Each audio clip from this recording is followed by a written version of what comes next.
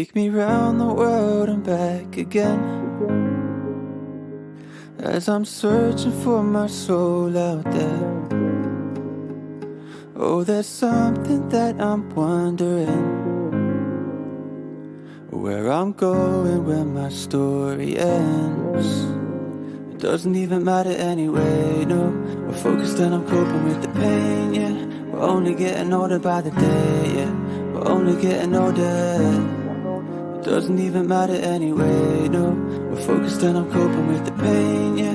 We're only getting older by the day, yeah. We're only getting older. Keeps me up all night, keeps me, got these thoughts that keep me up all night. Keeps me up all night, keeps me, got these thoughts that keep me up all night. Keeps me. Bonsoir mesdames et messieurs, bonjour, dépendamment d'où vous habitez. Me revoilà, Riska Kone, avec une 15e édition de Newsology. Et pour être honnête avec vous, je pense que celle-ci sera un boom. Par rapport à quoi que ce sera un boom, nous avons un invité spécial, vraiment spécial. Une histoire de succès à la congolaise, à la diaspora, dont nous pourrons apprendre à connaître, pour ceux qui ne le connaissent pas bien sûr. Donc, nous allons parler de plusieurs différents sujets. On va parler de sa carrière, tous les choix qu'il a fait dans sa vie, jusqu'au succès. Et on va aussi parler de quasiment qu'est-ce que nous, issus de deuxième génération, bien issus d'immigration, qu'est-ce qu'on fait en Europe et qu'est-ce qu'on fait au Congo, qu'est-ce qu'on peut emmener comme solution au Congo. Donc, pour ça, pour avoir ce genre de conversation, aussi parler de la France-Afrique, parler du Sahel, parler de plein de différents sujets dont vous allez avoir à découvrir et avec monsieur Dido Lakama. Bonjour, bonsoir Dido, comment tu vas? Ouais, bonsoir, ça va, merci, très bien. Je vais bien, je vais bien. En tout cas, merci pour l'invitation et félicitations pour ce bon concept avec ton émission. J'apprécie énormément. Le plaisir est partagé en tout cas. Donc, euh, pareil, on m'a dit que dans les milieux, comme on peut dire en Belgique, tu es super connu. Mais peut-être qu'en Angleterre, peut-être que la diaspora congolaise, je ne sais pas, aux États-Unis, en Afrique du Sud ou bien dans d'autres pays où on suit, peut-être qu'ils ne te connaissent pas. Est-ce que tu pourrais nous faire l'honneur de te présenter, s'il te plaît? Bah, écoutez, en gros, je m'appelle Dido Lakama. Je m'identifie comme un autodidacte, une personne qui apprend chaque jour et qui, avec ce qu'il apprend, construit. Je suis un rêveur, mais la différence, peut-être, c'est que j'aime réaliser mes rêves. Donc, j'aime pas juste rêver, ça me frustre. Donc, ce que j'ai dans ma tête, j'aime le matérialiser. Donc, je me bats depuis quelques années pour le matérialiser. Je suis quelqu'un aussi qui est assez révolté et qui a soif de changement, qui a soif de renouveau. Donc, je me bats aussi pour ce renouveau, que ce soit dans mes sociétés, dans mon entrepreneuriat, dans ma vie sociale, dans ma vie professionnelle, dans ma vie personnelle aussi. Donc, voilà. Je m'identifie aussi comme un grand patriote. Je suis un amoureux de ma terre, mère, qui est le Congo, mais aussi plus largement l'Afrique. Je donne et je consacre énormément de temps justement au développement de ma communauté, que ce soit dans mon pays, comme aujourd'hui, là, j'ai la chance d'être au Congo. Et même sur la moitié de mon temps, ben, la plupart de mon temps, je suis dans la diaspora, notamment en Belgique et en Europe en général. J'ai la chance de voyager à gauche et à droite. J'essaie d'aller partout où il y a des Congolais, notamment en Europe, mais surtout créer des ponts, des ponts entre justement cette diaspora et les pays d'origine. Mais moi-même, j'y vais aussi par rapport à me ressourcer, à puiser mon énergie, mon inspiration et à chercher ce qui me manque des fois, j'ai envie de dire, une énergie profonde, peut-être céleste, peut-être spirituelle, je ne sais pas. Je suis toujours à la recherche de quelque chose et je n'ai pas encore trouvé c'est quoi, mais je cherche et je continue à avancer. Merci pour ta réponse, Dido. Mais d'une manière très concrète, parce que tu as parlé de recherche, tu as parlé de pouvoir donner vers la communauté, de pouvoir créer des ponts entre la diaspora, de n'importe quel pays d'où elle vienne, avec la terre-mère qui est l'Afrique, Mama Africa. D'une manière très concrète, est-ce que tu peux parler un tout petit peu de Change, ton organisation, ta SBL? Qu'est-ce qu'elle fait? Ok. Écoutez, il y a quelques temps, il y a 10 ans, cette année-ci, on a fêté nos 10 années. On est parti d'un constat avec d'autres personnes que notre communauté à nous n'était pas à la place qu'elle méritait. euh, non seulement la diaspora, mais aussi notre pays et notre continent. Donc, du coup, on a aussi constaté que les associations qui étaient déjà sur place, parce qu'ils avaient déjà fait un boulot, ils n'avaient plus de connexion avec les nouvelles générations. Donc, il nous fallait une Absolument. association qui crée des liens avec les nouvelles générations et aussi qui parle des nouvelles thématiques qui concernent la nouvelle génération. Donc, en tout cas, d'abord, un grand big up, un grand merci aux associations qui étaient là avant nous parce qu'ils ont fait un grand travail et avec, au fur et à mesure du temps, j'ai pu reconnaître et connaître le travail fait des autres. Mais moi, personnellement, dans ma vie personnelle, je n'étais pas connecté avec le milieu associatif, donc je ne voyais pas l'impact. Et je pense que le milieu associatif a aussi cet objectif de toucher un maximum de gens. Donc, du coup, c'est le milieu associatif qui doit aller vers les gens aussi. Même si les gens aussi, après, peuvent faire un travail de rechercher les associations et les groupes, les ONG qui collaborent, qui travaillent dans certains domaines précis. Donc, on s'est lancé sur une structure qui avait pour objectif justement de revaloriser la culture africaine en général, qui avait pour objectif justement de faire en sorte que chaque jeune né dans la diaspora ou qui a grandi dans la diaspora soit fier de son identité. On peut être très bien inséré dans un pays adoptif, en Angleterre, en France, en Belgique, en Allemagne, peu importe, mais ça ne veut pas dire pour cela qu'il faut oublier son identité, l'identité de ses parents, l'identité de ses ancêtres. On a toujours un lien, notre ADN parle pour nous, qu'on ne Absolument. veut pas. Nous-mêmes, même notre peau parle pour nous. C'est-à-dire que même si on se considère comme belge, français ou anglais, à un moment donné, ils vont te demander, oui, mais tu viens d'où? Oui, mais. Il y a toujours le oui, mais. C'est un peu moins présent dans les pays anglo-saxons. Avec mon père, que Dieu son âme, on avait vécu un peu en Angleterre et c'était un peu moins vrai. Euh, mais en tout cas, dans les pays francophones où moi j'ai évolué, il y a trop cette séparation entre les Belges d'origine et les autres. Les autres, on en fait partie. Donc, du coup, dès ma plus jeune enfance, j'ai senti la différence entre moi et les autres enfants à l'école. Et du coup, ça m'a créé beaucoup de frustration parce que dès que j'étais petit, ces injustices m'ont touché, en tout cas, m'ont assez impacté pour créer en moi une grosse révolution. D'abord, une révolution en moi que je ne comprenais pas. Ça m'a poussé peut-être à faire des choix basés sur la colère aussi, parce que je n'arrivais pas à l'exprimer, je n'arrivais pas à comprendre ces différences.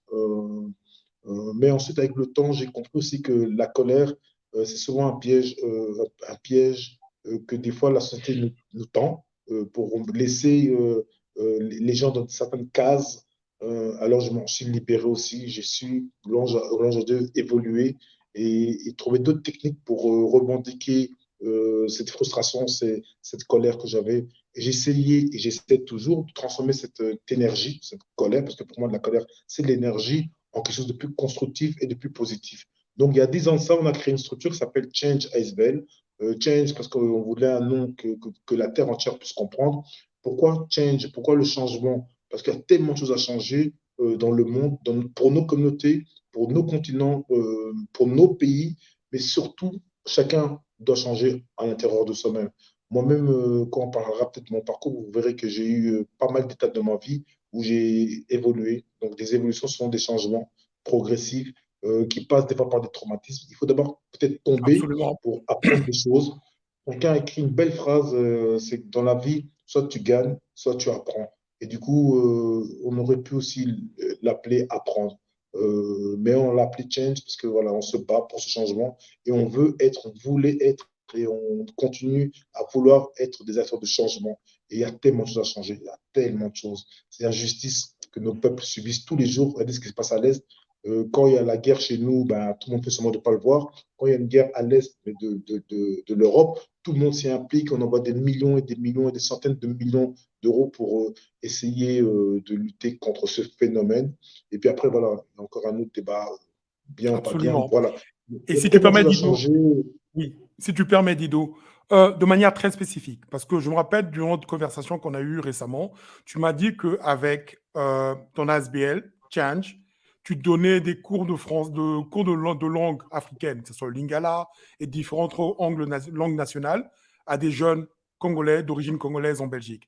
Parle-moi un peu de ça et des différentes activités de ce genre que tu fais avec ton ASBL. Bon, ma structure, comme je te dis, un objectif principal, c'est de valoriser l'identité, l'histoire et les personnages de notre histoire. qu'on Ouais. puisse rendre hommage à nos ancêtres et aux gens qui sont battus, qui sont même morts, pour que nous, on puisse être plus libre, entre parenthèses. On n'est pas encore totalement libre, mais bon, voilà. Donc, du coup, il fallait mettre en place un système. On appelait ça un programme qui s'appelait Yekola. Yekola, c'est quoi? C'est des formations qu'on donne à des enfants, à des adolescents et à des adultes, justement, qui ont pour objectif, justement, de recréer un lien entre les entités qu'on a oubliées ou bien qu'on a perdu ou qu'on a effacé, qui passe par l'apprentissage de notre culture, de nos langues, de tout ce qui nous valorise, tout ce qui nous identifie en tant que Congolais ou en tant qu'Africains en général. Voilà. Bien sûr, la langue en fait partie, la culture en fait partie, connaître les personnages historiques qui ont donné, je répète, leur vie des fois pour nous en fait.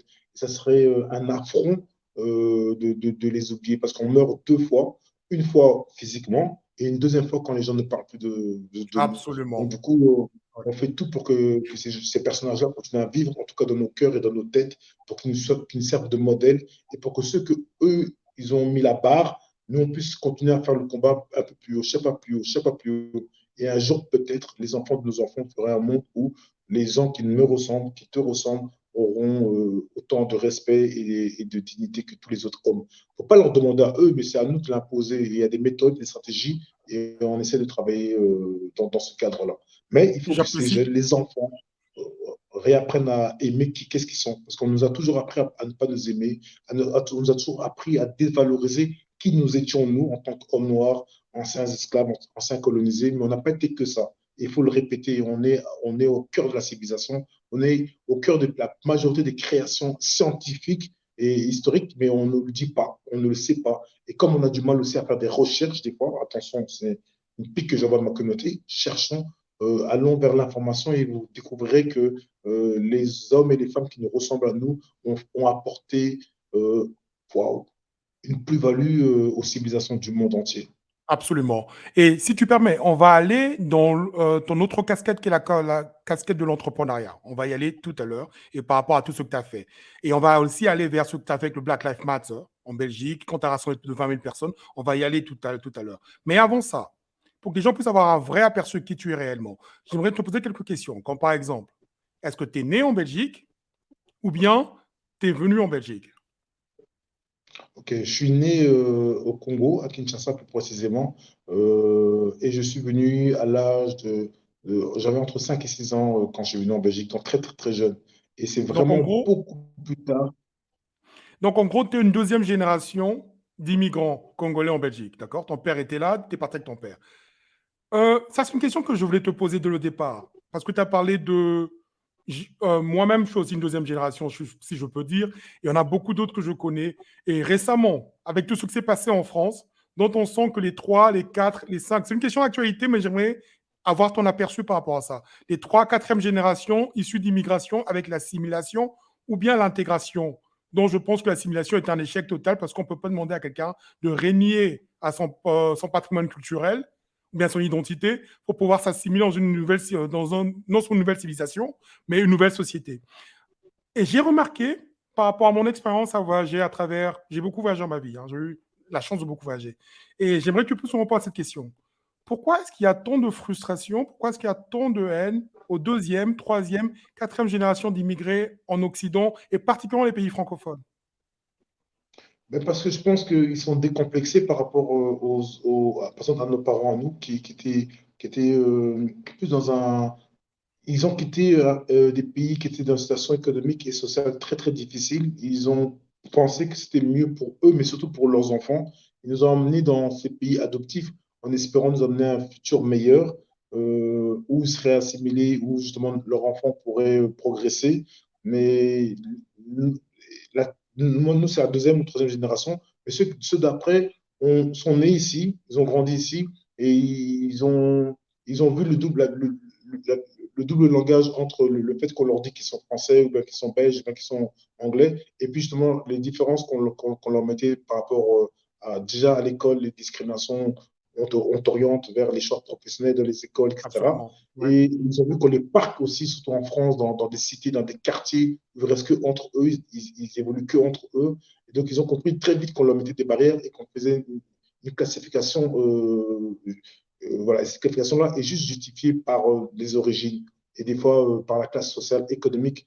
Voilà. Et eux, je pense qu'ils ont plus cette colère parce que ils n'ont pas ce complexe, ils n'ont pas subi les traumatismes que nos parents ont subis. Les parents Absolument. de nos parents ont subi la colonisation, l'esclavage, donc ils ont été traumatisés par ces gens-là. Ils ont subi des choses atroces. Et les générations d'après la nôtre, en tout cas, n'ont pas subi cela, et tant mieux. Et justement, ils sont décomplexés et ils sont révoltés parce qu'en fait, heureusement, ils n'acceptent pas la position, la classification qu'on leur fait, et ils ont tout à fait raison par rapport à ça, même si je ne justifie pas toujours la violence, mais comme a Absolument, dit oui. un chanteur que j'aime énormément, Kerry James, des fois, la violence est la seule manière d'obtenir la paix. Donc voilà, donc c'est très triste quand on en arrive là, mais quand on a essayé de parler, de dialoguer, de revendiquer, de manifester, de parler, voilà. Ben, des fois, quand on n'a plus d'autres solutions, quand les gens sont bloqués, quand ils n'ont plus aucune carte à jouer, malheureusement, la dernière carte, c'est celle instinctive, c'est celle de l'instinct, c'est la colère, voilà, c'est tout ça, ça L'instinct reptilien, ouais, la violence. voilà, Même, ouais, et par exactement. rapport à ça, vu qu'on parle de violence, s'il faut revenir à l'événement de, je crois que c'est en 2020, 21, avec George Floyd, parle-moi un peu de la manifestation que tu as pu réunir plus de 20 000 personnes d'origine africaine en Belgique. Parle-moi de ça. C'est un grand succès. C'est un truc qu'il faut mentionner. Avec Voilà. Change ASBL, c'est ça? En tout cas, je suis très, très fier par rapport à ça. Beaucoup de gens se sont posés, ouais, mais à quoi ça sert de manifester? Et je pense que là, ils ont eu des réponses constructives. Pourquoi? Euh, En Belgique, on avait oublié en fait qu'il y avait une communauté afrodescendante en fait. Les Nations Unies avaient décrété la décennie des afrodescendants qui termine l'année prochaine et rien, alors là, rien n'avait été fait par rapport à nos communautés. Donc il faut un peu lire les chartes internationales qu'ils auraient dû faire, mais les Belges préfèrent être condamnés par les Nations Unies au lieu de faire et de mettre en place des actions justement pour valoriser toutes ces communautés qui ont été traumatisées dans le passé. Donc du coup, il y a eu ce crime odieux aux yeux de tout le monde et heureusement que c'était filmé parce que vous avez vu comme en Heureusement. France, hein, la Ouais. police nie toujours, oui, on n'a pas fait ça, pas ça. Mais là, c'était filmé, donc c'était difficile de nier en fait l'évidence. Et on a vu comment le pouvoir pouvait des fois écraser un homme, le rabaisser jusqu'à le tuer. Pourquoi? Voilà. Et ça, c'était vraiment assez traumatisant. Ça a bougé le monde entier. Et à un moment donné, en Belgique, il y a eu un petit mouvement qui s'est créé. Et puis, pouf, il s'est vite éteint. Et on était là et on s'est dit, mais c'est impossible, on ne va pas nous ne rien faire par rapport à ce qui se passe dans le monde entier. On a vu des interpellances, des manifestations partout, des réclamations justifiées partout. Et alors, on s'est dit, OK, on va prendre les choses en main. On va essayer de. On a eu 7 jours. Alors là, 7 jours qui ont paru très, très longues, où on a réussi à réunir les énergies. Si on a réussi, c'est parce qu'on a été associés, on a été accompagnés, on a été, voilà, on a été soudés avec d'autres structures qui ont directement accroché à notre idée, même si nous, on était à l'initiative. Mais la réussite a été le fait que dans ces manifestations, il y avait des Noirs, des Blancs, des Arabes, des Chinois, il y avait de tout, des vieux, des jeunes, des néerlandophones, des francophones, parce qu'en Belgique, en fait, on est séparés en deux. Il y a les francophones et les néerlandophones, Ouais. surtout à Bruxelles. Et là, il y avait de tout. Ils venaient de partout. Les gens ont adhéré, ils sont venus pour crier stop, stop à un moment donné à ces violences policières, stop à ces discriminations raciales, stop en fait à ces injustices basées sur juste les différences épidermiques. Donc, ça a eu un grand succès. Et c'est là, en fait, que le politique s'est rendu compte que, oula, il fallait faire quelque chose. Et du coup, on a eu le discours du roi, où il disait les regrets par rapport à la colonisation. Et puis, il y a eu ce grand mouvement, justement, de décolonisation de l'espace public. Et là, je suis aussi fier de dire que, suite à ça, j'ai été repris dans un groupe d'experts pour la décolonisation de l'espace public, mis en place par le ministre Pascal Smet, le secrétaire d'État. Donc, du coup, on a travaillé justement pour que l'espace public ressemblait à toute la population, qu'on soit autochtone, blanc, quoi que ce soit. Elle ne peut pas violenter, elle ne peut pas nous agresser, elle ne peut pas faire en sorte qu'une personne qui vient en Belgique se sent rabaissée par une statue d'un oppresseur, d'un ancien colonisateur ou quoi que ce soit. Donc voilà, je fais partie de ce groupe-là et on continue justement à décoloniser l'espace public pour que tout le monde se sente dans un espace où il est respecté. Voilà. Je Donc comprends ça, c'était une totalement. grosse fierté. Ouais. C'était un homme noir qui a pu rassembler autant de personnes. Un homme noir, pas tout seul, avec son équipe de Change SVL. On a travaillé avec mes collaborateurs d'arrache-pied. Et puis, on a été franchement associés, on a été accompagné par d'autres structures et ça, c'était magnifique. C'est pas facile du tout. Et en fait, la leçon, c'est quand on est unis, on peut faire de grandes choses. Quand on est Absolument. unis, on peut faire de grandes D'accord. choses. Et des fois, j'ai du mal à pas comprendre que les gens, la société civile ne comprend pas que c'est que avec notre union. Et des fois, on nous met en concurrence et on tombe dans les pièges parce que chacun veut gratter un subside, une visibilité, quoi que ce soit. Et alors, on est tous divisés et ça profite à qui, en fait? Oui. Et si tu permets, Ce rassemblement BLM, c'est pas le même BLM politique qu'on voit aux États-Unis. On n'est pas dans la mouvance BLM qui politiquement a été récupéré, quoi que ce soit. Il y a un grand débat sur ça. absolument, ouais. Je ne rentre pas Ouais. dans ça. Mais le nom a été mis parce que ça a été mis à la suite de ces mouvements-là. Et du coup, voilà. Ça, c'est une chose que je suis assez fier et je ne vous mens pas. Ça a permis de placer des commissions parlementaires fédérales. Ça a permis de mettre au Parlement bruxellois des systèmes et des règlements sur le racisme. Ça a permis aujourd'hui à mettre des appels à projets orientés que pour les associations afrodescendantes. Ça a permis pas mal de choses et une reconnaissance. Les gens sont rappelés soudainement que, ah oui, chez nous aussi, il y a des Noirs. Et la communauté afrodescendante n'a pas fait comme les autres communautés. On n'a pas été égoïste dans notre souffrance. On n'a pas dit on va parler que de nous. On a réussi, c'était un challenge à se dire que les afrodescendants souffrent énormément, mais on a quand même fait un petit big up pour toutes les autres communautés qui aussi sont discriminées en Belgique. Et ça, je pense que beaucoup de gens de la communauté nous ont dit ouais, mais il faut rester que black, black, black. Et c'était un piège aussi à ne pas tomber. En Angleterre, vous avez du communautarisme qui Ouais. est valorisé. Il y a un communautarisme, ouais. Chez nous, ce n'est pas du tout valorisé. Donc, chez nous, il ne faut pas tomber dans ces pièges-là parce qu'après, vite, on te classifie. Et puis après, tu es classé S. Et puis après, tu es mis ou de côté ou alors tu es mis en mode surveillance. Donc, des fois, les gens ne comprennent pas, mais il y a des stratégies, il y a des pièges que la vie nous tend. Des fois, quand on donne un cadeau, il faut bien réfléchir avant de le prendre. Et on n'est pas tombé dans ça parce qu'on a réuni toutes les communautés. Et ça, c'était ça le grand succès. Et c'est ça qui les a choqués. C'est que des afrodescendants ont réussi à, autour de leur cause, à associer toutes les autres communautés, peu importe les générations et la provenance linguistique. Et là, si tu permets, on va prendre une petite pause. Après ça, on va revenir à ce sujet. Et on va parler aussi de ta casquette d'entrepreneur, d'accord? On prend une petite pause. Je crois que c'est un morceau qui te plaira. Allez, à très bientôt. Le hardcore.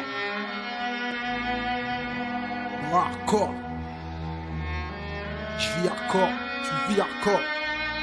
On veut du hardcore, on veut du hardcore, on veut du le hardcore jusqu'à la mort. On veut du hardcore, on veut du hardcore jusqu'à la mort. Dès que je fais ce morceau, ça part en couille. J'entends une réaction de mauvais garçon dans la foule. Ou la merde, et s'il le faut, tout à cagoule. Les fesses et fesses qui font tout le temps comme dans le boule, je répète.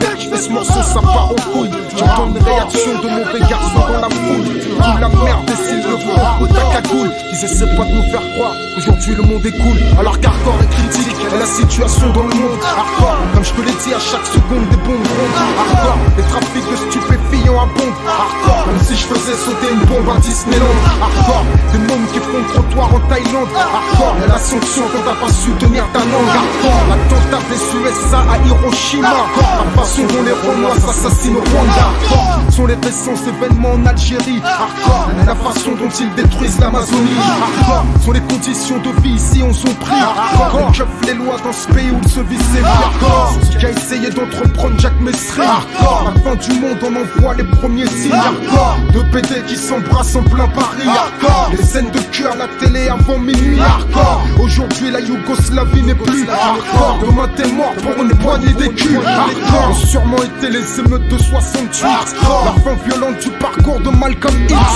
Les faits de l'héroïne sur certains. Hardcore, les animaux servent de cobayes aux terriens. Hardcore, la rumeur comme quoi le sida viendrait d'Afrique. Hardcore, les preuves comme quoi ils font dévaliser l'Afrique. Hardcore, et le trafic d'influence en France. Hardcore, Maurice Papon aurait trahi la résistance. Hardcore, qu'abusifs sont à ce jour les charges sociales. Hardcore, une égale répartition des richesses mondiales. Hardcore, hardcore comme reconnaître ses torts. Hardcore, les jeunes sont passionnés de films gore. Hardcore, sera le journal télévisé de ce soir. soir. Et les gens ont peine à croire au mot espoir.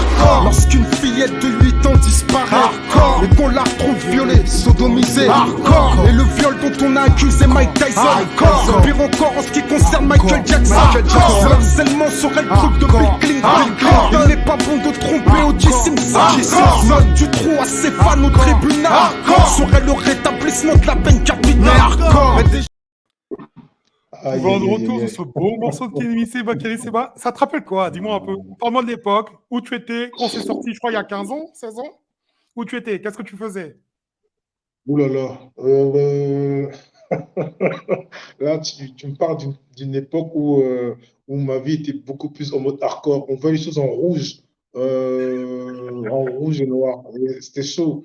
Mais en fait, j'aime beaucoup Kerry James. C'est vraiment un de mes chanteurs, rappeurs, compositeurs préférés.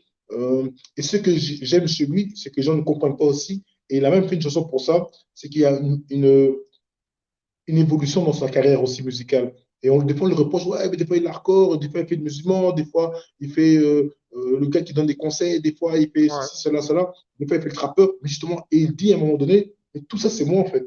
Un homme ne peut pas rester à un moment donné que ça. À un moment donné, l'être humain, si tu permets, il évolue. Si tu permets, c'est pour ça que j'ai créé le concept Gnossologie, parce que je pense qu'on a tous plusieurs facettes. On a plusieurs casquettes, on a plusieurs identités et on évolue. Tu ne peux pas rester la même personne que tu étais il y a 5 ans. Vas-y, je t'ai interrompu. Non, mais voilà, je suis tout à fait d'accord avec toi. Donc, c'est un peu ça. Et c'est pour ça que j'aime beaucoup Kerry James.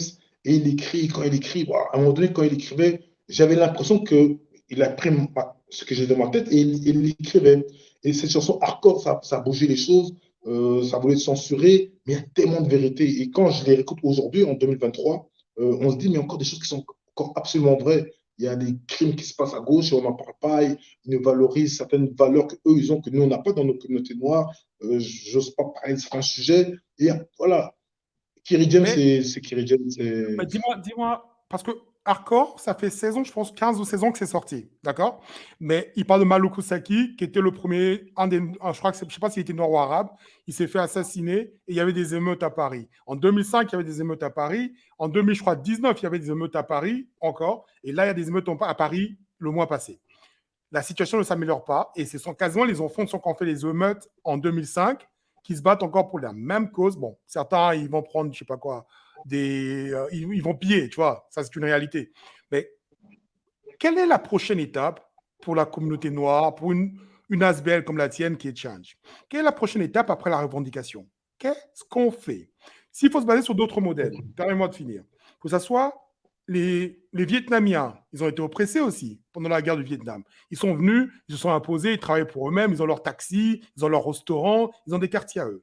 Les Juifs, on connaît tous l'histoire. Ils s'imposent, ils contrôlent les finances, ils sont docteurs, ils sont dentistes, ils font ce qu'ils ont à faire.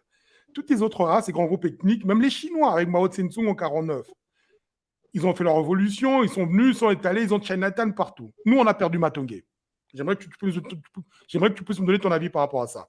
Économiquement, on ne s'impose pas. Quelle est la prochaine étape après la revendication? Oh, tu me discrimines, le Rwanda, vous voulez notre coltan, vous voulez... C'est après la revendication, après pointer du doigt, qu'est-ce qu'on fait? Pourquoi on n'est pas capable de s'organiser pour pouvoir parer à tous ces problèmes? Bravo, c'est une question très, très, très pertinente. Et si tu regardes un peu dans ce que nous, on fait, on n'est plus que dans ça. À partir du moment avant, on était dans les manifestations. Et aujourd'hui, je t'ai dit, on est dans les lieux où les décisions se prennent. Là, pas plus tard que le 29 juin 2023, on vient de faire un événement au Parlement européen où on a convoqué justement des ministres du Congo, on a convoqué la société civile, que ce soit la Lucha, que ce soit les associations de femmes de l'Est, du Kivu, on les a convoqués aux commissions européennes. En fait, on fait des plaidoyers, on revendique aussi dans les écrits, on va jusqu'au front, mais on va jusqu'au terrain aussi. Et la solution que nous, en tout cas, là, je vais parler à mon nom à moi, que je propose à ma communauté à moi, il y a deux choses. D'abord, nettoyer de l'intérieur. Parce que tant qu'on va avoir des gens qui ne veulent pas que notre communauté évolue à l'intérieur, on va toujours faire du sale. Parce qu'en fait, il y a des gens qui sont ici pour qu'on n'évolue pas. Et ces gens-là ne sont pas toujours des étrangers. Ils sont des gens de notre communauté à nous. Ça, c'est dans ta maison, si tu as des ennemis à l'extérieur, mais qu'il y a toujours des gens de l'intérieur qui déstabilisent, tu ne vas jamais t'organiser pour que tu te fasses la guerre contre l'extérieur. C'est la première chose. Ouais. Deuxième chose, miser sur l'économie. Le nerf de la guerre, et ça, après on parlera de ma deuxième casquette, tu verras, les nerfs de la Justement, ouais. guerre, c'est l'argent.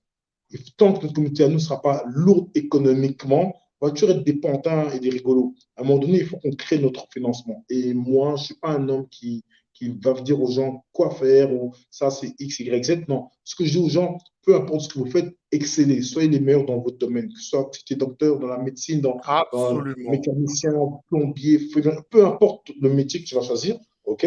Essaie d'exceller. Et essaie justement d'avoir dans tout ce que tu fais, avoir un regard social aussi. Dis-toi que j'ai appris, j'ai une expertise dans tel domaine, je vais prendre des gens de ma communauté et je vais les former aussi à avoir cette expertise. Je vais transmettre à ma communauté mon Absolument. La expertise. Et puis, je transmission vais de chercher savoir-faire, oui. dans ma communauté à moi des partenaires qui ont la même mentalité. Parce que une erreur que moi j'ai fait, et mea culpa, il y a quelques années, j'ai cru qu'il fallait unir tout le monde. Ouais, on est tous black, Non. tous ensemble. Non, c'est pas vrai. Il faut unir les gens de ta communauté qui te ressemblent et qui pensent comme toi. Je Ceux suis qui ont d'accord la avec même toi. mentalité, ceux qui ont la même objectif, ceux qui ont la même énergie positive que toi. Et les autres, en fait, ils vont juste te faire perdre du temps et te démotiver, et te démoraliser. Okay. Le milieu associatif, on pourrait faire une émission que sur le milieu associatif. Et moi, je viens d'un milieu assez dur. Voilà, j'ai eu un parcours assez difficile. J'étais dans les milieux de la street, c'était assez difficile, c'était assez violent. Et quand j'ai écouté ce milieu-là, j'ai dit, OK, maintenant, je vais changer, je vais être dans un milieu plus pacifique où tout le monde est gentil, tout le monde veut, en fait, le bien. Et puis, j'étais choqué, en fait, que dans ce milieu-là, il y avait autant de violence, Il y a autant. plus de Bien sûr que requins c'était beaucoup plus. de manière différente. Oui, voilà, c'est juste plus hypocrite. Les gens ne te disent pas, mais on te met des coups de couteau dans le dos. Là-bas, c'est des coups de couteau physiques, oui. Là-bas, c'est des coups de couteau. Là-bas, tu avais des blessures sur ta peau. Là-bas, c'est des blessures à l'intérieur parce que c'est des gens de ta communauté qui te bloquent parce qu'ils veulent avoir ton sujet, ils veulent passer à la télé, ils veulent X, Y, Z. Et puis, j'ai compris que ça, c'est pas le nom qui fera notre force, c'est la qualité qui fera notre force. Et puis, Je suis notre d'accord avec communauté, toi. c'est ce que tu fais aujourd'hui, on doit mettre en avant les gens de notre communauté qui font les choses positives et constructives. Voilà. On met souvent en avant des clowns de nos communautés à nous pour décourager les autres aussi. Et pour que tout le monde pense que tout le monde est bidon. Or que, D'accord, d'accord. comme ton Si tu... émission, comme d'autres Permets-moi de gens, t'interrompre, s'il te il y a des plaît. modèles. Permets-moi de t'interrompre et on va aller dans le même sens que tu vas avant qu'on parle de ta casquette d'entrepreneur. D'accord. euh, Qu'est-ce que tu as pensé du discours du président burkinabé Ibrahim Traoré? Pour toi, tu veux que j'ai Avant des que tu puisses problèmes, répondre, mais avant de répondre, on a eu une conversation initiale, moi et toi, où on a parlé de l'importance des mots et de la conséquence des mots et de l'énergie qui s'associe aux mots qui sortent de nos bouches. D'accord. On a eu cette conversation. Regarde comment Ibrahim Traoré, que ce soit les pro-orientales, les pro-occidentales, les pro-africains, tout le monde a bougé à son discours. Les réseaux sociaux étaient en cascade. Et là, je ne sais pas si tu es au courant, le Burkina Faso, le Mali ont interdit Air France de se poser là-bas. Parce qu'Air France avait retiré ses vols, il a voulu revenir. Et plein de vols au Congo, par exemple, ont été annulés parce qu'Air France ne peut pas passer sur le Sahel. Parce que ça coûtera au trop Congo, d'argent de faire un grand détour. au Congo, au Burkina Faso. Non, je parle des vols du Congo qui passaient par le OK. Sahel pour aller en France. Ils ont été annulés. Parce que Air France est OK. obligé de faire un grand détour et ça coûte trop d'argent par rapport au nombre de passagers qu'il y a. Où je veux en venir, c'est quoi? C'est un discours qui est suivi avec des actions concrètes. Burkina Faso, ça signifie le pays des hommes dignes. Intègre. Intègre, excuse-moi, intègre. Pourquoi j'en parle? Rien qu'il a 35 ans. Il est moins âgé que toi et moi. Mais regarde comment il est en train de bouger l'Afrique et le monde, comme je dis, pro-occidental, pro-oriental et africain, avec ses paroles. Maintenant, si tu dois faire un comparatif avec, en Angleterre, on les appelle les gatekeepers, les ennemis internes. Excuse-moi, je vais être très dur, mais je pense qu'il faut le dire. Quand par exemple certains pays, la CEDEAO, avec malheureusement le président Ouattara, certains présidents qui veulent créer un conflit interne pour des intérêts externes. Faire couler le sang africain d'une manière ou d'une autre pour des intérêts externes. Qu'est-ce que tu penses de ces gatekeepers, donc ceux qui gardent la porte pour maintenir leurs avantages à eux, qui empêchent le développement de l'Afrique, qui empêchent l'unité de l'Afrique, qui prônent le tribalisme, tous ces gens-là, qu'est-ce que tu penses d'eux? Bah, écoute, pour pas être. Là, la chanson hardcore, c'est vraiment le sujet. Donc, J'ose pas dire ce que je pense de ce qu'on devrait leur faire à eux. Voilà, ça, essaie d'imaginer. Mais ce sont nos premiers ennemis, en fait. Il faut d'abord nettoyer à l'intérieur avant de faire la guerre à l'extérieur. Donc, il faut que les populations puissent mettre en place des leaders qui travaillent pour leur intérêt. Il y a une phrase qui m'a fait mal au cœur parce que je regarde souvent des conférences et j'aime bien lire aussi. J'ai appris à toujours essayer d'apprendre, apprendre. Il y a une phrase qui dit un peuple qui n'est pas prêt un peuple esclavagé, qui n'est pas prêt à se battre pour lutter contre celui qui le met en esclavage, peut-être qu'il mérite d'être esclave. Alors ça me fait très très mal au cœur parce que je me dis, mais est-ce que certains peuples qui nous ressemblent ne méritent pas, parce qu'à un moment donné, ils ne veulent pas bouger. Donc, il y a un système qui est fait pour les lobotomiser, pour les contrôler. À un moment donné, ça doit commencer par une prise de conscience. La première révolution, ça se passe dans notre tête. Il faut le croire, il faut le vouloir. Quand je veux quelque chose et que je crois. Et en fait, le président burkinabé, qu'est-ce qu'il nous a appris? C'est que c'était possible. Arrêtez d'avoir peur, en fait. Arrêtez de vous dire que Arrêtez c'est d'avoir peur. impossible. Qui sont intouchables, on peut les toucher, on peut réussir, on peut les chasser, on peut aussi les concurrencer. Maintenant, il faut juste être stratège. J'ai aussi un pote à moi qui s'appelle Kémy Seba, qui dit aussi, vos ennemis, ce n'est pas nos ennemis. OK? Maintenant, ma vision, c'est un peu comme lui pense, c'est-à-dire que moi, je ne dis pas qu'on doit devenir des pro-russes, des pro-chinois, mais je dis juste qu'il faut regarder nos intérêts à nous et voir qui peut Absolument. nous aider à nous à atteindre notre liberté à nous. Il faut pas quitter la peste pour aller vers le choléra. Il faut juste à un moment donné, maintenant, ne plus se faire manipuler. Nous aussi, commençons à manipuler les choses. Et puis, vous avez vu quand il y a eu l'intervention, quand il y a eu la menace, il y a une semaine tout juste, il y a eu une menace du CEDEAO d'intervenir militairement au Niger. Vous avez vu la Burkina Faso, vous avez vu la Guinée, vous avez Le vu Mali, le Mali, et vous avez même vu l'Algérie qui a l'Algérie dit même. Même l'Algérie interdit qu'on Air est France de contre, passer, tu sais. Oui. qu'on est contre des interventions militaires, et les trois premiers ont dit, s'il y a une intervention militaire, on se considérera aussi en guerre. Et c'est ça la solidarité.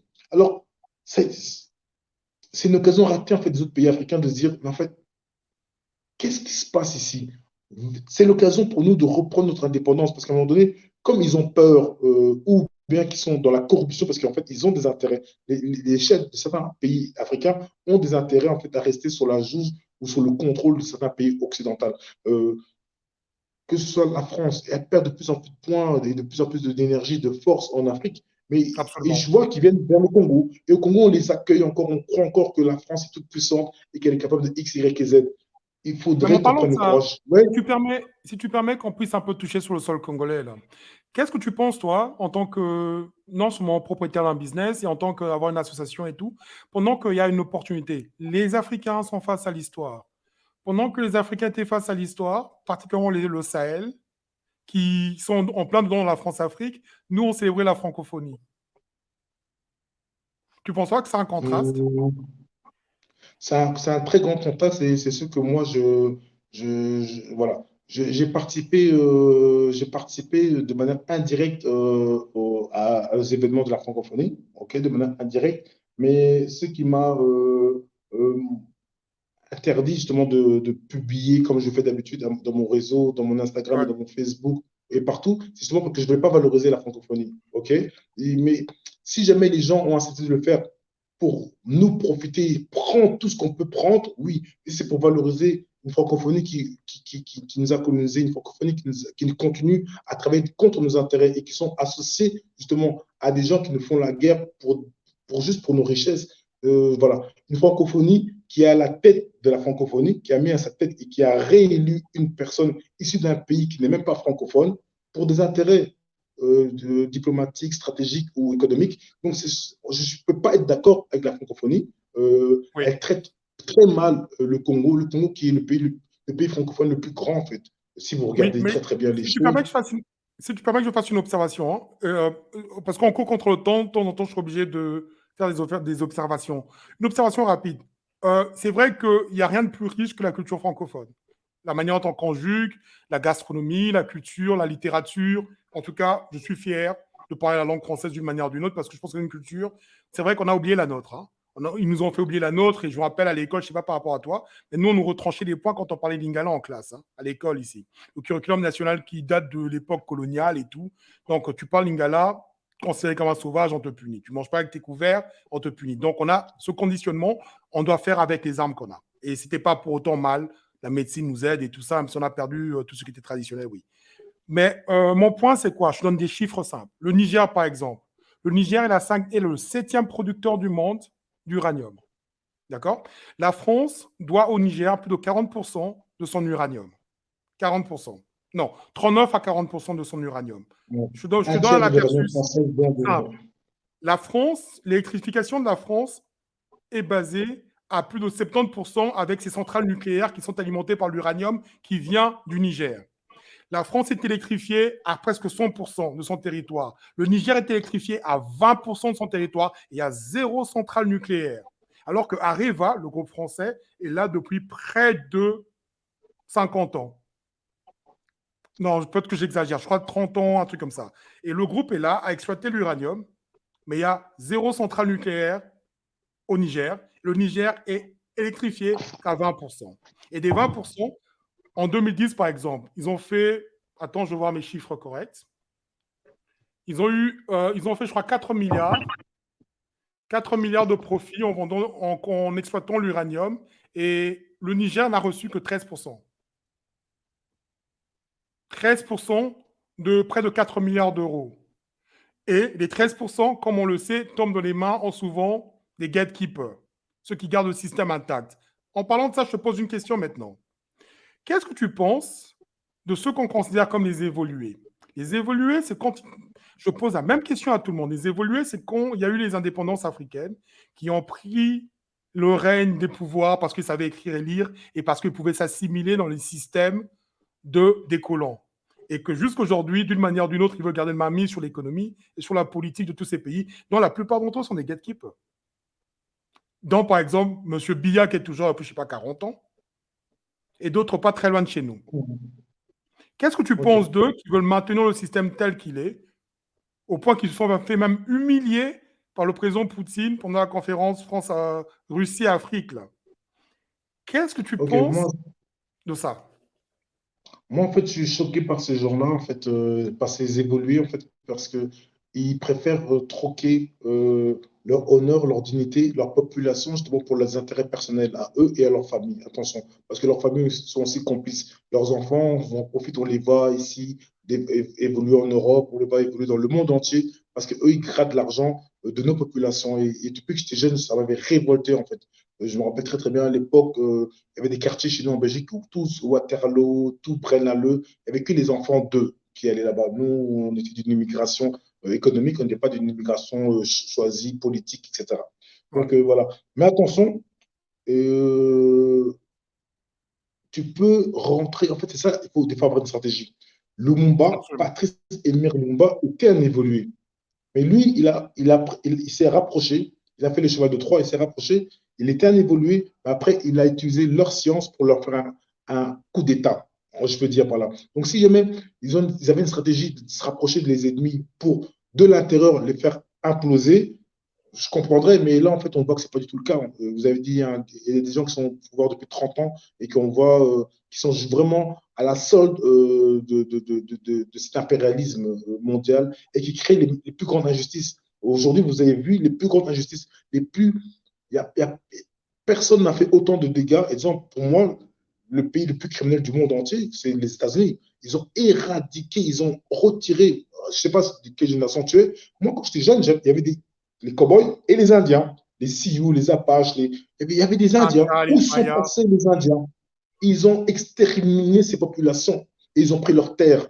Donc, à partir du moment où c'est eux les chefs du monde, il ne faut pas attendre de eux qu'ils fassent autre chose que ce qu'ils ont fait pour leur propre intérêt à eux. Et puis, ils ont placé des pions à gauche, à droite dans le monde pour créer, pour garder le contrôle. Juste pour information, la CIA, le service de renseignement américain, ont créé Hollywood. Hollywood qui avait pour but de lobotomiser, de vendre l'image américaine. Et puis, tous les enfants du monde entier ont rêvé d'être américains parce que je voulais être Rocky, Rambo, Commando, Superman. Tous ces gens-là vont toujours en Amérique. C'est toujours les Américains qui sauvent le monde entier.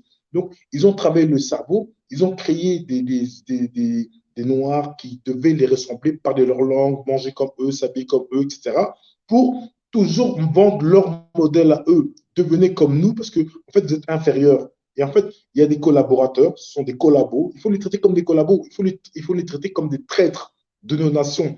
Et du coup, regardez dans les constitutions, les traîtres en général, c'est la peine capitale, D'accord. en fait. Voilà. Donc, il faut les traiter comme des traîtres de nos nations. Et un Si tu jour, permets, euh, si tu permets qu'on aille de manière très locale, excuse-moi de t'interrompre encore, on va de manière très locale, après on va prendre une petite pause. De manière très locale, c'est quoi? Récemment, on a eu un gros scandale avec les contrats chinois.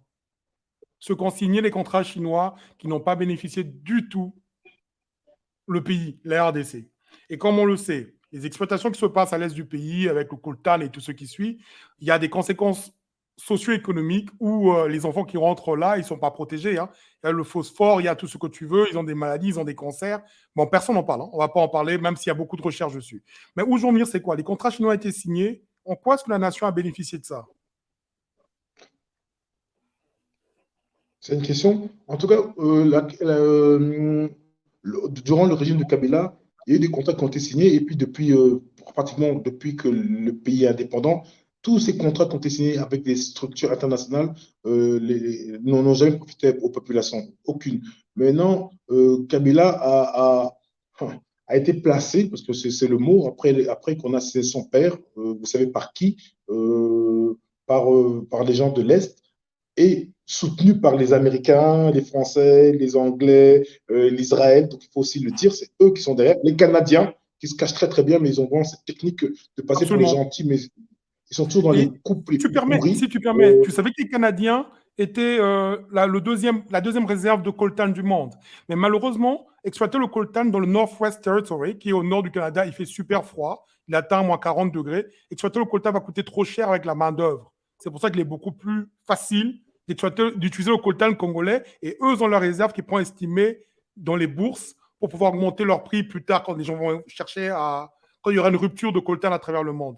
C'est stratégique, c'est Ouais. géopolitique, on pourra aller dans les détails. Mais pour revenir au gatekeeper, dès que tu veux toucher un à Kinshasa en ce moment, ceux qui ont fait des contrats chinois, par exemple, tu verras que nous, les ressortissants du Kassai, nous, les ressortissants de Maniema, nous, les ressortissants, le bête petit tribalisme là, où on ne va pas dire que tout est parfait, mais je parle que le tribalisme qui fait que, ou bien nous, les ressortissants, oh, faut pas toucher à notre gars.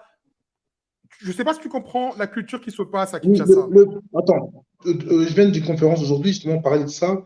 Ici, même quand on élit un politique, c'est pas parce qu'il a une idéologie ou un programme politique, c'est parce qu'il est de ta région ou bien c'est parce que je suis fan, ou bien je suis dans la soumission totale, en fait.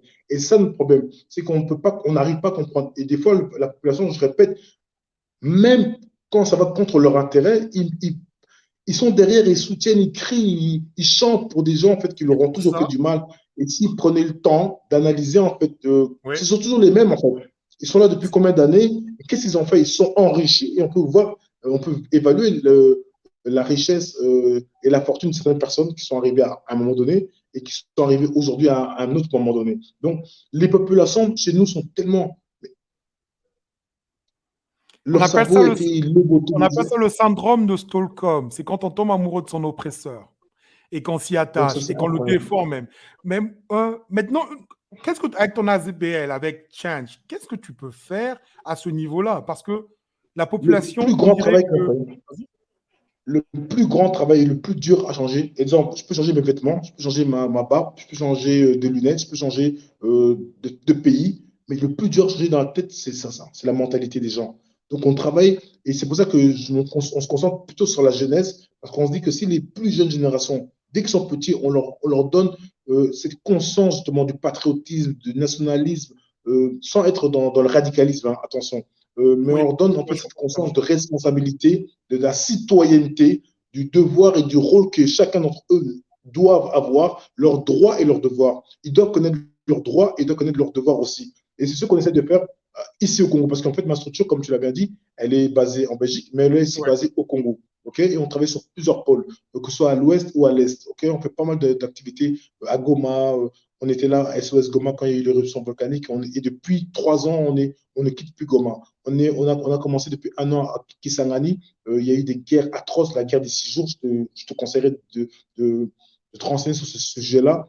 Aujourd'hui, il n'y a pas eu de reconnaissance. Oui, indemnisation de l'Ouganda, mais jamais du Rwanda. Pourtant, deux pays ont fait la guerre sur notre territoire. Et nous, on n'a rien demandé. Voilà. Donc, c'est comme si toi et ton voisin, vous venez vous battre dans ma maison, vous cassez toute ma maison, vous tuez tout le monde chez moi, puis vous partez. C'est une blague. Donc, voilà. Mais quelque part, c'est à cause de la passivité aussi de ceux qui étaient au pouvoir. Donc, voilà. En fait, à un moment donné, chaque fois, les gens du pouvoir ne peuvent pas faire ce qu'ils veulent.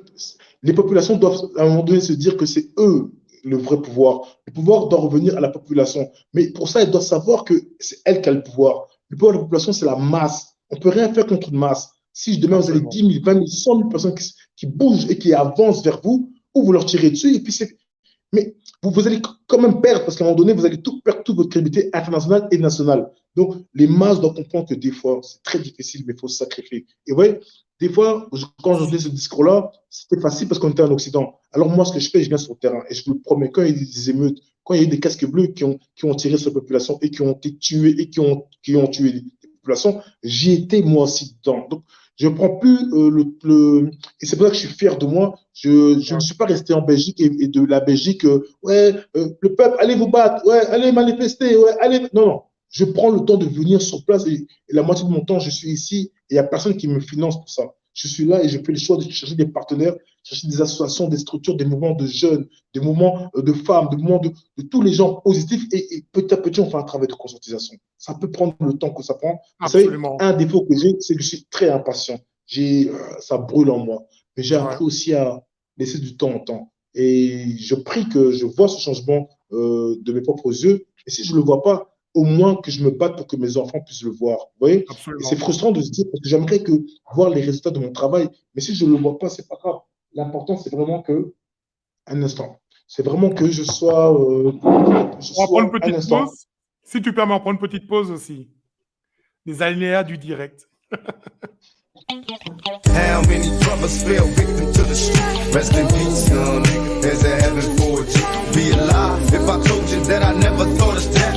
My niggas, we the last ones left. But life goes on. How many brothers fell victim to the street? Rest in peace, young nigga. There's a heaven for you. Be alive if I told you that I never thought of that. My niggas, we the last ones left. Life goes on. I bail through the empty halls, breath stinking in my drawers. Ring, ring, ring. Quiet, y'all. Incoming call. Plus, it's my homie from high school. He getting by.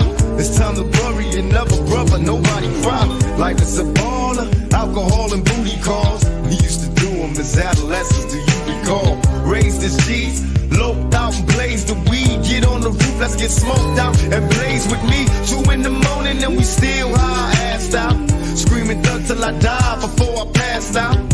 But now that you're gone, I'm in the zone thinking I don't wanna die all alone. But now you're gone, and all I got left is stinking memories. I love them niggas to death. I'm drinking Hennessy while trying to make it last. I drank a fit for that ass when you pass, cause life goes on. How many brothers fell victim to the streets? Rest in peace, young nigga. There's a heaven for a G.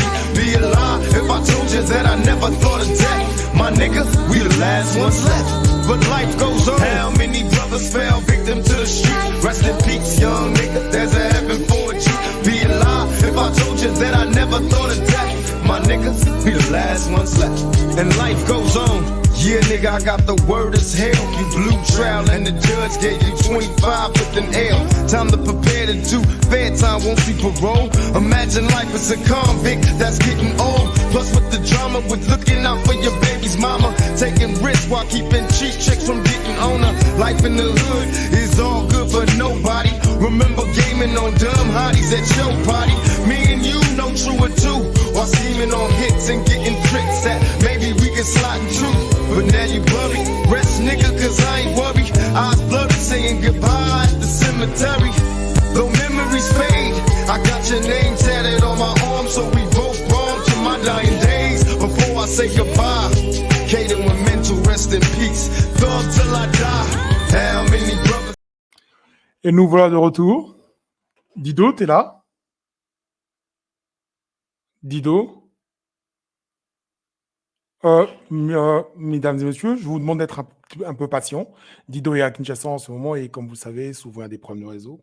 Il y a un problème de connexion en direct. Ben, ces alinéas du direct et je crois qu'il est revenu. Dido, tu m'entends? Je t'entends. D'accord. Ouais, à la bien, comme on dit. Dido, j'ai une parole de sagesse que j'aimerais que tu puisses décrypter. Et après ça, on va aller dans le vif du sujet qui est ton business et ce que tu fais. D'accord? Cette parole est, tu as parlé des masses, tu as parlé de la population, tu as parlé de qui supporte tous les gatekeepers, les évolués. S'il faut parler des pays comme, je sais pas quoi, le Cameroun par exemple, tout ça, tu as parlé de la masse.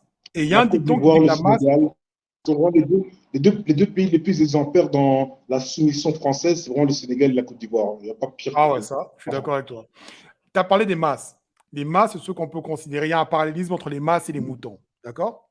Et on connaît un peu la parabole par rapport aux moutons. Le mouton, les moutons ont peur des loups, qui se font manger par les loups, et les moutons ont peur des chiens. D'accord? Donc, mettez-vous dans ce contexte. Il y a un dicton qui dit les moutons passent toute leur vie à craindre les loups. Tous les jours de leur vie, ils ont peur des loups. Quand ils sont à leur pâturage, quand ils mangent de l'herbe, ils regardent derrière, ils ont peur. Ils ont peur des chiens qui les rappellent à l'ordre pour qu'ils aient dans une direction. Mais à la fin, c'est le berger qui le mange. Qu'est-ce que tu penses de ça? Ah, c'est fou. C'est beau, c'est beau. Euh, je sais pas, parce qu'en fait, dans mon concept à moi, dans ma tête à moi, j'essaie d'être aussi un leader. Donc, je sais pas si je suis un chien, parce que j'essaie de diriger un groupe de moutons. Euh, mais si à la fin, c'est pas moi qui les mange, j'ai travaillé pour l'intérêt du berger. Ça, c'est un chien. Maintenant, est-ce que je suis un berger? Le fait que d'être un leader, c'est de protéger ces moutons. Maintenant, c'est quoi la vocation d'un mouton, en fait? C'est ça qu'il faut se dire aussi. Ça veut dire qu'un mouton, euh, Exister? mais en fait, rappelle-toi une chose, c'est que des fois, je parle de ça et moi, en fait, dans ma philosophie, je suis très poussé vers les recherches ancestrales. Ah, moi, j'aime dire qu'avant, en Afrique, les gens vivaient en harmonie avec la nature. Et ça veut dire que Absolument. moi, ça ne me dérange pas qu'un berger mange un mouton, qu'un loup mange un mouton. Ça ne me dérange pas, ça, parce qu'en fait, c'est partie d'un équilibre. Parce que s'il y a trop de moutons, il y aura plus d'herbe, ils vont manger toute l'herbe et après tout va devenir une savane et ça va s'assécher, etc. C'est-à-dire que tout doit Absolument. avoir un équilibre. C'est-à-dire que si les bergers mangent un mouton et que les moutons mangent l'herbe et que l'herbe profite à X, Y, Z, tant que c'est dans un équilibre, dans une équité, ok? Maintenant, ce qui se passe dans le monde actuel, c'est qu'il n'y a plus d'équilibre du tout. Il y a un déséquilibre social. Il y a 95% des gens qui ont la même chose que 5% d'autres personnes par rapport aux richesses. Et vous savez, là, je suis dans un pays que j'ai fait le choix, en fait. Et de plus en plus, je m'éloigne de l'Europe et je vais m'installer peut-être un jour définitivement dans mon pays natal. OK? Mais ici, il y a un combat à faire, c'est vraiment à créer une classe sociale qui rééquilibre les choses, une vraie classe sociale. Absolument. Il n'y a pas de casse Pourquoi? moyenne en Parce tout, qu'il y a oui. il y a un vrai déséquilibre entre les riches et les pauvres. Il y a une majorité, il y a 98% de pauvres et il y a peut-être 2% de riches. Mais quand on est riche au Congo, on est très riche. Tu vois, des gens, ils abusent. Ce sont même des gens qui ont grandi avec nous, qui sont des potes à nous, des amis à nous, mais aujourd'hui qui abusent, qui ont une fortune et qui ne savent même plus quoi faire. Je vous promets, ils en abusent. Et puis, vous voyez d'autres gens qui vivent avec vraiment ce que vous, en Europe, vous ne pouvez même pas imaginer que c'est possible de vivre avec. On vous dit que voilà, tu vas vivre avec $100. Tu vas dire, mais c'est impossible. Il y a des gens Le ici qui vivent mois, avec moins de il 100 faut être dollars par précis. mois. 100 $ le Et mois, oui. le mois, hein, le mois. Mais, Et mais, ils doivent nourrir des fois leur famille. Donc tu te dis, mais mais allez, je pense que Dido, tu fais partie des solutions. Pourquoi je dis que tu fais partie des solutions? Déjà, en tant que business owner, propriétaire de business, tu emploies des gens, c'est ça? Peux-tu un peu parler de exactement. Black Lion Security? Black Lion Security, c'est une société de gardiennage et de sécurité rapprochée que j'avais mise en place parce que dès que j'étais petit, j'avais au moins développé des compétences dans certaines matières. J'étais assez sportif, j'étais assez créatif, j'avais pas la crainte de certaines choses, j'aimais le goût du risque. Et du coup, plus tard, je me suis spécialisé dans certains métiers, notamment la sécurité, après avoir fait des formations, etc. etc. Donc, du coup, aujourd'hui, c'est une société qui fonctionne assez bien. on a la chance de prendre en charge des autorités, les plus grosses autorités de plusieurs pays différents qui nous font confiance à notre expertise. On a la chance de faire des contrats avec les plus grands artistes, que ce soit les Burna Boy, que ce soit les Fally, que ce soit tous les Ferré, attention à l'équilibre. Voilà, je rentre Là, pas dans tu les parles des polémiques. Gaulois, des Warriors, là. Non, je ne rentre pas dans ces polémiques-là parce que justement, là-bas, je fais un travail assez grand et vous le diront. Autant je parle avec des Ferré qu'avec des Fally, qu'avec des Wera, qu'avec des JB, qu'avec des Kofi. Ils ont tous des personnalités différentes, certes, mais ils sont tous des acteurs culturels qui sont des Absolument. ambassadeurs de mon pays. Ils peuvent La culture valoriser congolaise. ma langue, le lingala, qui peuvent valoriser mon pays. Et s'ils prennent conscience de ça, et s'ils veulent bien utiliser leur autorité pour que mon pays puisse évoluer, alors là, je collabore avec eux. C'est dans ces conditions-là que je collabore avec les artistes. Mais Voilà, d'autres gens sont plus courageux. si tu permets, Dido, excuse-moi de t'interrompre encore. Hein. Si tu permets, regarde, tu connais l'exemple de la Jamaïque, par exemple. La Jamaïque, ils n'ont rien à offrir. Peut-être des bananes, vite fait, des bananes plantains, vite fait, et de la cannabis. Mais la Jamaïque est connue à travers toute la terre. Et nous tous, Grâce à la musique. il y avait Bob Marley, il y avait Shabba Ranks, il y avait Sean Paul. On connaît tous une chanson jamaïcaine. Ça signifie qu'ils ont pu exporter ceux qui font le mieux leur musique, la dancehall, reggae music et tout ça. Ils ont pu l'exporter. Mais comment ça se fait que ça soit eux, les Jamaïcains? Ça, c'est une question un peu qui peut être polémique. Hein. Que ça soit l'afrobeat, que ça soit Amapiano. Mais comment ça se fait que la musique congolaise, on n'arrive pas à imposer notre style alors qu'on dominait le monde à un moment? Qu'est-ce qui s'est passé? Ok, bon là, la réponse va être un peu plus light que tu t'imagines, juste parce qu'en fait, les Jamaïcains chantent en quelle langue? En anglais. Oui, mais Langue les internationale. Ghanéens, les Nigériens, les... Ils sont. J'ai accompagné Burna Boy dans toute sa tournée, ils chantent ils en chantent en anglais, anglais tu as la raison. plupart du temps. Tu vois? Et en fait, l'anglais, c'est la langue internationale. C'est-à-dire que si tu chantes en langue que tout le monde comprend et tout le monde a. Voilà. Alors que nous, on chante la plupart du temps en lingala. Donc, c'est-à-dire qu'il y a combien de pays qui Oui, parlent tu as lingala? raison. Mais à part ça, attends, tu vois, c'est beaucoup plus light que tu imagines. Mais à part ça, attention, malgré qu'on chante en lingala, on a inspiré tous les musiciens. Burna Boy connaît la musique congolaise. Moi, Absolument, oui. j'ai eu la chance de Kofi, faire Papa Wemba. le concert de Youssou N'Dour au Congo. Il m'a dit, Dido, je veux voir King Label. Quand j'étais petit au Sénégal, dans les boîtes sénégalaises, j'entendais les musiques congolaises. Donc, notre musique congolaise, malgré qu'elle soit juste, qu'elle soit juste faite en lingala ou des fois dans les langues de notre pays, en tout cas, a réussi à s'exporter parce qu'on a cette rumba, on avait cette Absolument. ambiance. Donc, malgré ça, on réussit à l'exporter. Attention. Maintenant, il y a quand même des chanteurs de notre pays, notamment voilà, Fally et d'autres, qui commencent à chanter dans d'autres langues et commencent à s'exporter de plus en plus. Aujourd'hui, exemple, je suis aussi très fier, et ça je veux le dire, que si aujourd'hui, et ça j'ai eu des amis et j'ai eu des ennemis, ok, Ouais.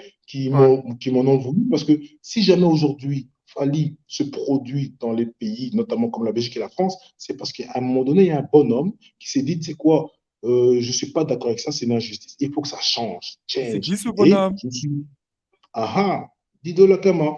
Vas-y, Et raconte un peu. voilà. Comment tu as fait ça? Comment tu as pu Donc, gérer les en fait, qu'est-ce combattants? qui s'est passé? Dis-moi. Comme vous savez, j'avais Black Lion. Et Black Lion, ce n'était pas seulement la sécurité, c'était aussi la production. Donc, je produisais pas mal d'artistes, des rappeurs, etc. Et puis, quelqu'un est venu chez moi me dire, mais Dido, tu es un activiste, tu te bats pour la communauté afro-descendante, tu te bats pour tout le monde, tu produis partout. Mais en fait, tu sais que les artistes congolais sont boycottés. J'ai dit, ah bon? Et je me suis intéressé, mais pourquoi? Donc, moi, j'étais activiste, donc je fréquentais les combattants. Et on m'a dit, ouais, les combattants bloquent parce que, voilà, ils reprochent ça et ça et ça, ça aux musiciens.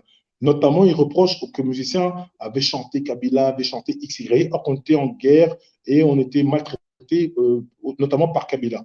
Donc, ça, je dis, OK, je peux le comprendre. Et j'ai demandé, est-ce que tout le monde fait ça? On m'a dit, non, les anciens l'ont fait. Mais les nouveaux, notamment à l'époque, les nouveaux, c'était la nouvelle génération, les Fally, les Ferré, Héritier, les Nosby, ne le faisaient pas. Alors j'ai dit, OK. Alors, dans mon souci de justice, je me suis dit, OK, pourquoi pas faire justement récompenser ceux qui ont réussi à rester intègres, qui ne sont pas vendus justement au président Kabila, qu'on reprochait justement de faire tant de mal à la population congolaise. Et du coup, je me dis, mais si certains n'ont pas collaboré, pourquoi on les bloque eux aussi? Et j'ai trouvé injuste, justement, de mettre tout le monde dans le même sac et justement de condamner en vrac. Et en collaboration avec les combattants, j'aurais demandé, mais Fali, il l'a pas fait, Héritier, il l'a pas fait, tel l'a pas fait. Ils m'ont dit, oui, c'est vrai, mais je dis, écoutez-moi, si vous me montrez une image de Fali qui a collaboré avec Kabila, je veux bien vous comprendre. Et personne n'a été capable de le faire. Donc, du coup, je me suis dit, OK, tu sais quoi, alors c'est injuste. Donc, comme d'habitude, je vais me battre contre cette injustice et on va produire un concert. Et j'étais le producteur de ce concert, de ce showcase qui était en novembre 2016. 2016, parce que malheureusement, des fois, on n'aime pas retenir les choses. 2016. Et c'est là, en fait, que tout a commencé. On s'est confronté malheureusement à nos frères combattants. Ce sont mes frères, donc je le dis bien. Absolument, c'est nos frères. À la base, ils défendaient une bonne cause. Et malheureusement, peut-être le combat, voilà, ils se sont un peu perdus. Mais du coup, voilà, on ne voulait pas en arriver là, mais on est arrivé à un système où je ne voulais pas qu'ils m'imposent aussi à moi. Pourtant, on avait discuté et qu'ils n'avaient pas d'argument. Quand tu n'as plus d'argument, pour moi, il faut laisser la passe. Il faut laisser. Donc, voilà, ça a été ce que ça a été. Et puis, vous avez vu les conséquences. On l'a fait en Belgique. Et puis après, ça a servi à se reproduire en France. On a appris leur technique aussi de boycottage, passer par X, Y, Z. Donc, du coup, bah, on est intelligent, on a des structures, on est des stratèges aussi. Donc, du coup, on a mis en place un système et boum, c'était fait, c'était produit à Paris. Et puis voilà, maintenant, ça va beaucoup mieux. Moi, ce que j'aimerais, c'est que les combattants comprennent qu'aujourd'hui, les choses évoluent. Leur combat est utile, mais il faut Très aussi que leur utile. combat évolue. Leur combat doit évoluer avec les thématiques actuelles. Et utilisons plutôt les musiciens comme un outil de propagande massif. Donc, du coup, si les musiciens peuvent être utiles à notre cause, utilisons-le. Moi, je le répète, j'ai fait la tournée avec Burna Boy. Et Burna Boy, dans tous ses concerts, à un moment donné, il s'arrête, il met le drapeau derrière et raconte l'histoire des gens qui sont battus pour Ouais. l'indépendance de leur pays.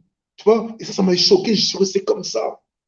Et j'ai vu toutes les populations écoutent, qui veulent pas, tu es venu pour danser, pour t'amuser, mais le gars te force à écouter à un moment donné la promotion de ces hommes qui sont battus pour la liberté de son pays à lui. Et je me dis, mais ce serait formidable de faire ça aussi avec les Congolais. On fait un Absolument. concert, vous avez vu combien de personnes ils remplissent dans leur stade. Vous avez vu la francophonie. Ouais.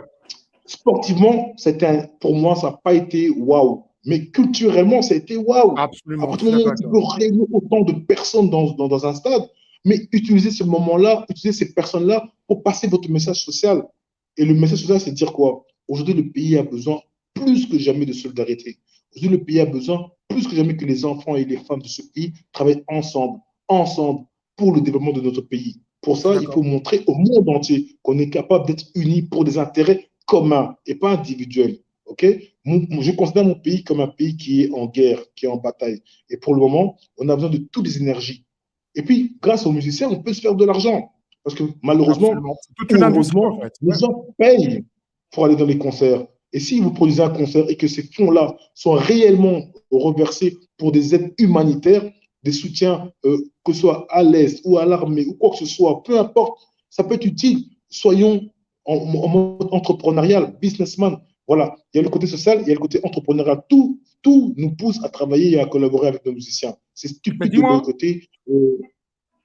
à part, parce que Black Lion est vraiment connu, Black Lion Security est connu en Europe, en Occident. As-tu des activités à Kinshasa aussi? Parce que, qu'est-ce que tu fais en gros, à part les concerts, les événements, à part les hommes politiques de plusieurs différents pays? Qu'est-ce que Black Lion fait d'autre? Dis-moi un peu.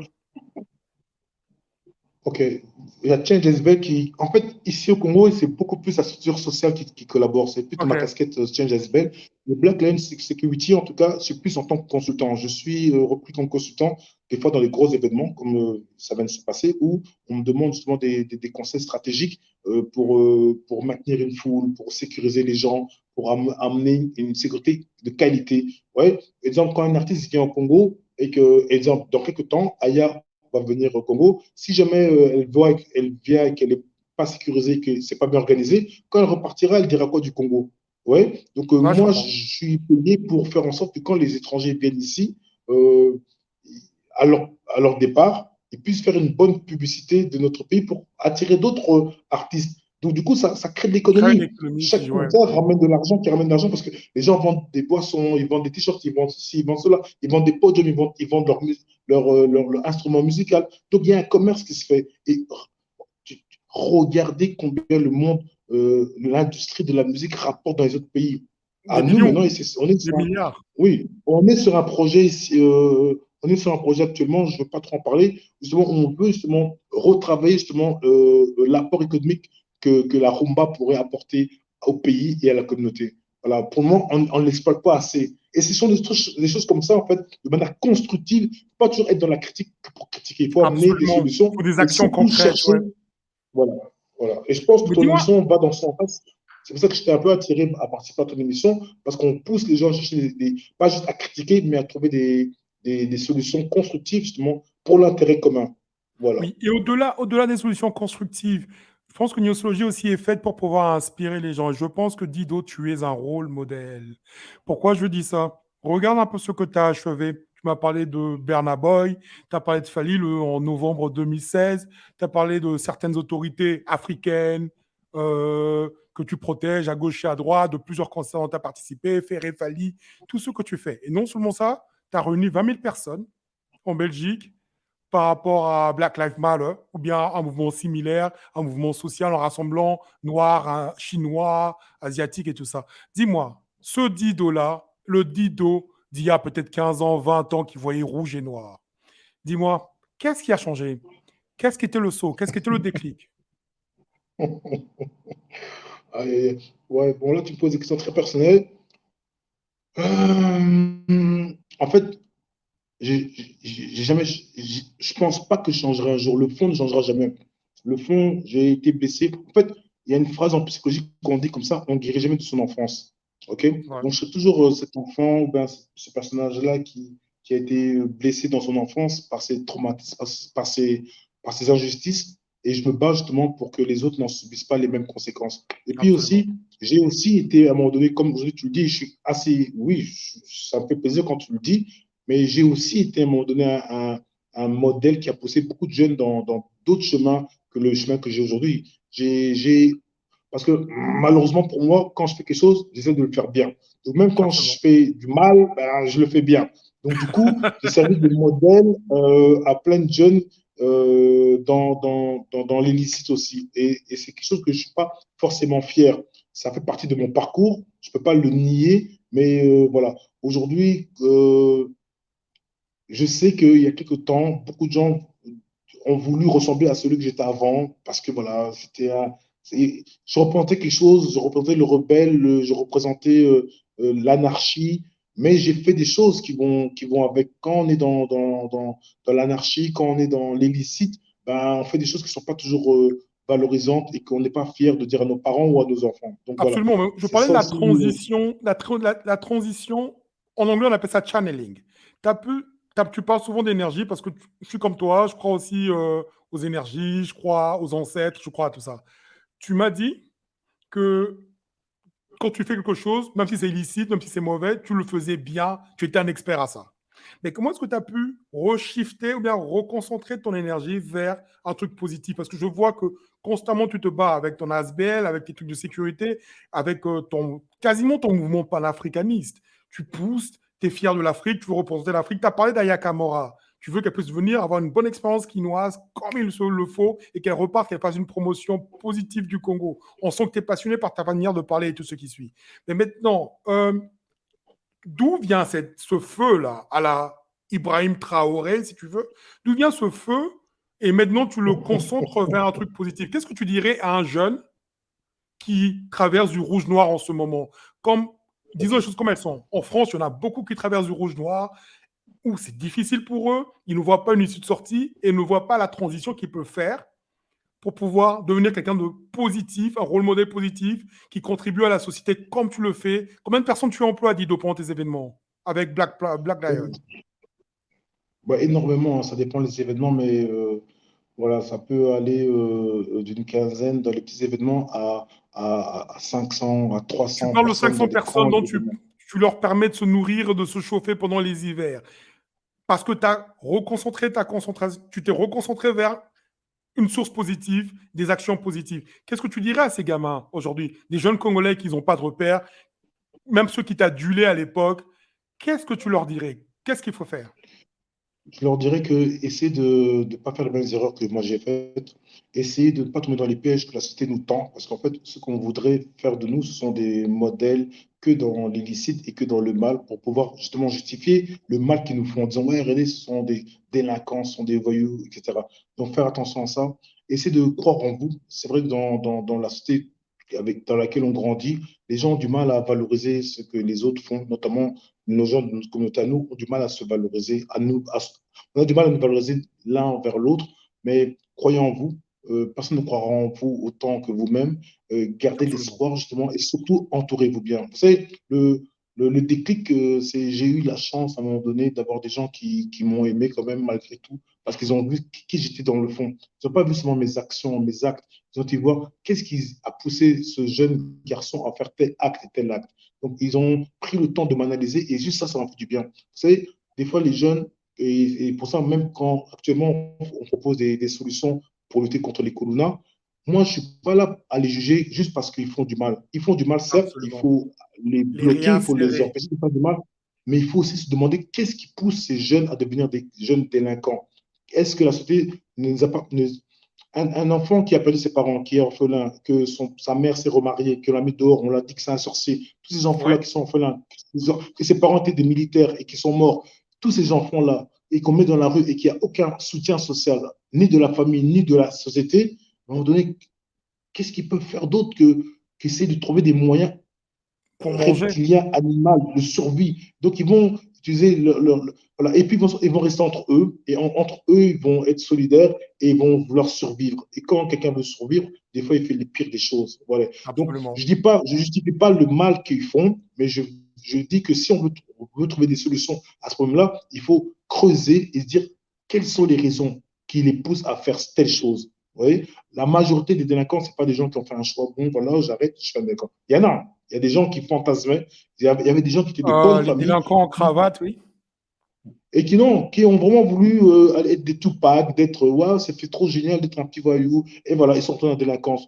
Mais ça, c'est une minorité. La majorité, ce sont des gens qui n'ont pas les moyens, qui sont issus de familles pauvres, souvent monoparentales. Et j'ai analysé ça. Absolument. Dans tous ces phénomènes de bandes urbaines, c'est souvent des gens qui ne connaissent pas leur père ou leur mère, qui ont grandi chez les tantes et les oncles. Vous savez, nous, les Congolais, socialement, on veut souvent aider nos familles.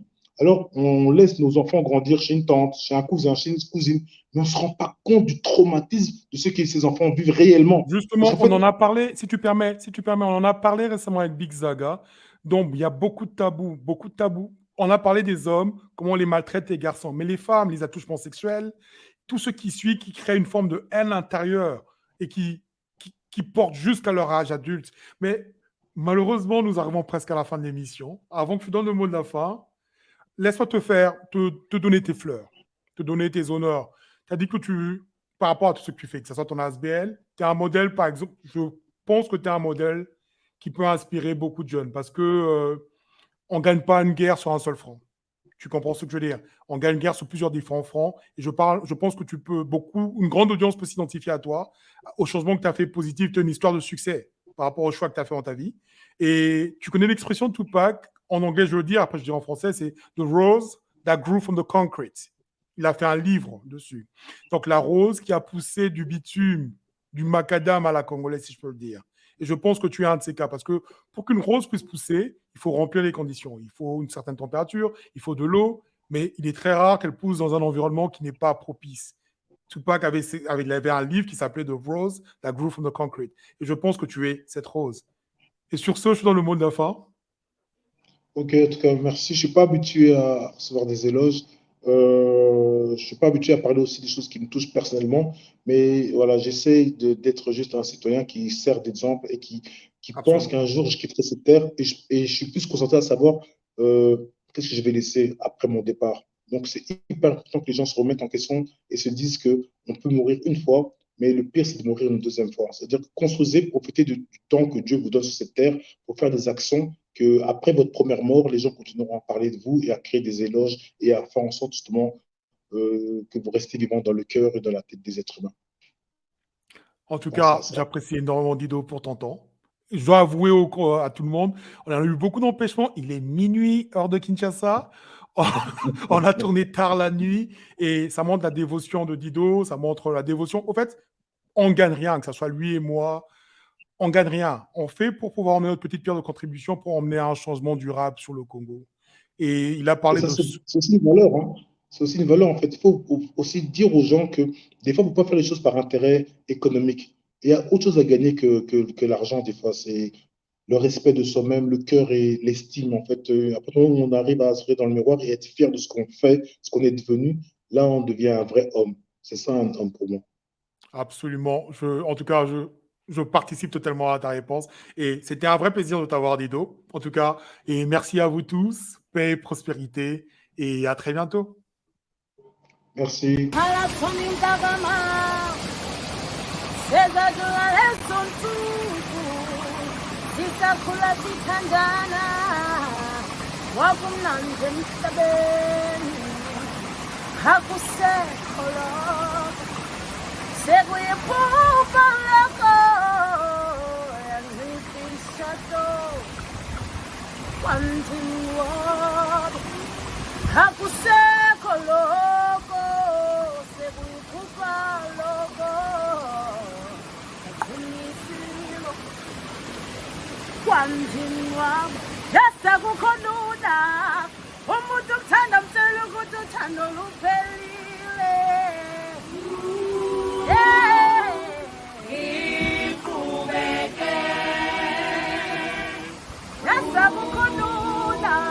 Umuntu uthanda mthela ukuthi uthando luveli